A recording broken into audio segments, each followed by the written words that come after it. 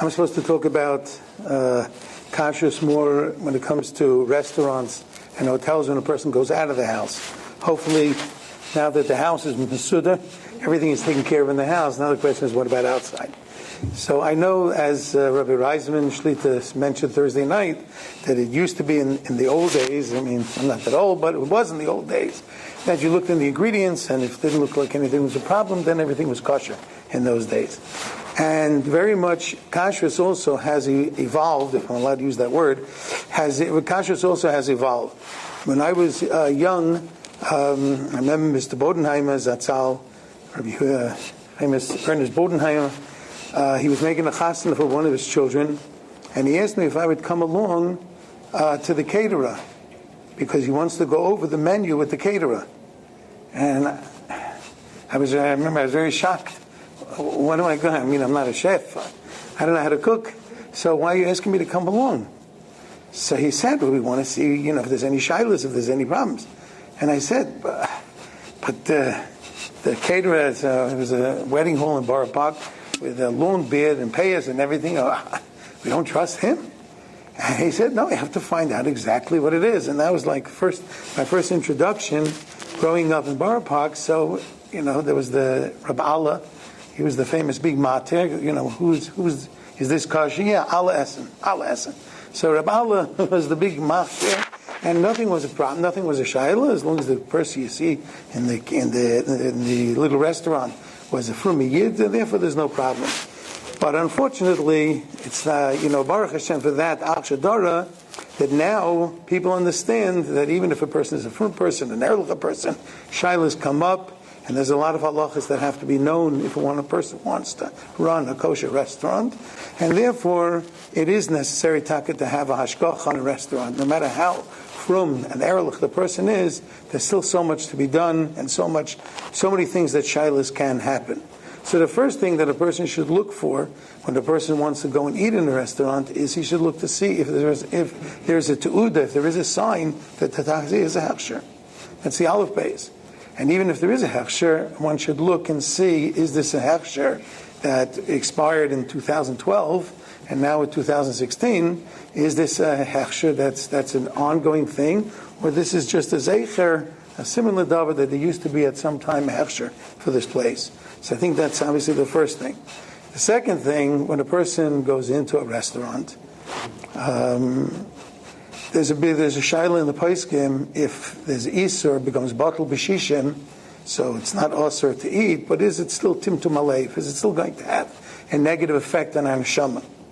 So that's a shaila. But there's no shaila that if a person is not careful and a person just assumes that everything is kosher, or even if there is a hashgocha, and you shouldn't really be relying on that kind of hashgocha, if you yourself go into a place and you see this doesn't look like, would you want to eat in this person's house? Well, I don't know if I would want to just walk into his house. And if he would serve me, I don't know if I would eat in that person's house. And even if there is a sign of hashgocha, unless you know that this is really a very serious hashgocha, so it's not something that you can just assume that there's no problem and say, oh, it's the rabbi's fault. It's not my problem, it's the rabbi's problem. It is your problem because l'maisa you are eating something that's not kosher. So it's important when a person goes into a restaurant, he should take a look at the restaurant and see, is this really a place that I would feel comfortable to eat in this person's house?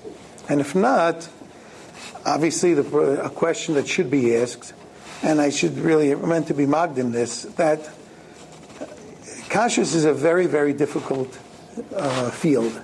It's a very, very difficult issue. And anybody who's in kashrut knows that there's no such thing as you just set it up and then it just goes by itself and then everything is good. But it's something that needs constant vigilance, constant checking, constant finding out about different problems.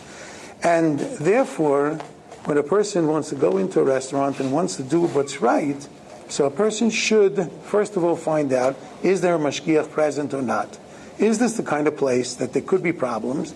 And if there could be problems, unless the balabas is the frum yid and this place is controllable by the balabas. If a place is busy and so much has to be done, and he has 12 goyim or 3 goyim or 5 goyim who are working in the kitchen and doing things, is the balabas able really to control and see what's happening? Is he really under control? So hopefully if a place is not just mamish, a small mom and pop place, but rather it's a shtickle establishment, a shtickle restaurant with a shtickle class, so that means that already that there are many shilas. And the first question you should ask is there a mashgiach here? Is there a mashgiach tamidi? If you say, they tell you this is a mashgiach tamidi, and you ask him if I can speak to him, and he says, well, he's not here now, so that makes a little bit of a problem of being a mashgiach tamidi and not being there. Because the tamidi means that you're there. And it's not a joke, because that's really it has happened many times. You ask about a mashgiach tamidi, yes, a mashgiach tamidi. And can I speak to the mashgiach? Oh, he's not in now. So that's aleph, and even now, if the mashgiach is there, if we could accomplish a lot in kashrus, if the consumer can accomplish a lot in kashrus by being a questioning consumer. If we're going to just walk into the place and everything is okay and it's not my problem, it's the rabbi's problem, then things are not going to be good. As mamash a few months ago, somebody called up. I'm in the West Coast, so people are not afraid to call anonymously from one coast to the other coast. So a person called up and he said that there's a place, a restaurant in the New York area, which has a chashiva Rav who's in charge of the kashrus, and he has bought there. This is a little bit of a active fellow, and he has bought there, and he's bought salads there, and he mamash has found bugs there. And he mentioned it to the store owner and all that he mamash saw, bugs in the salad, and it's not right. And so the question now this person was asking is that he actually went and he videotaped. He bought a salad and he videotaped 2 times. He videotaped, and it was really a lebetika salad. There was a lot of activity in that salad. And it's supposed to be a good hashgocha. And what should he do? So what he would like to do is write an article about it and post the video of it.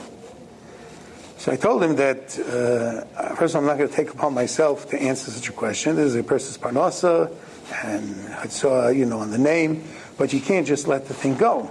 But I think what you should do, actually I did call one of the Gedolei Yisrael before I answered him, and I told him what this person said, because I didn't want it on my head, was to go to the Rav and to warn him and say, it's not keseder. What's happening, it's a gewaldig hashgocha, v'chulu, but you have very lively salads here. And therefore, if you're not going to have, and yes, he has a mashgiach tamidi, and he checks it, obviously the checker is not a good checker.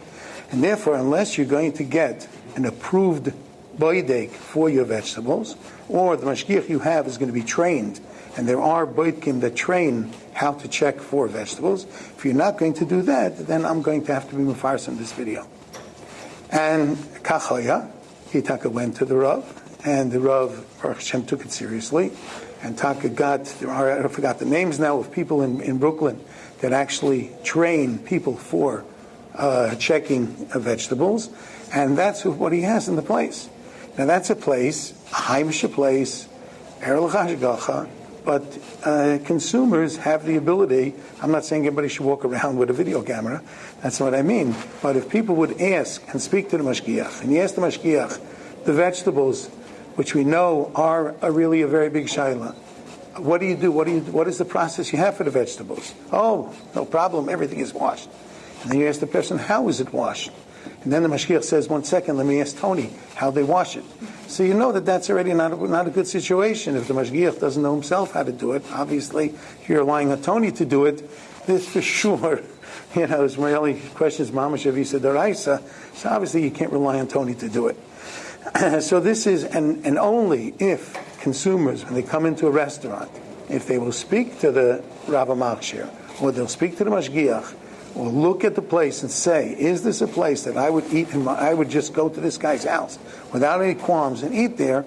If you can't answer a positive yes and all those things, then it's our problem, meaning the consumer's problem, to make sure that the kashrus is really done in a proper way.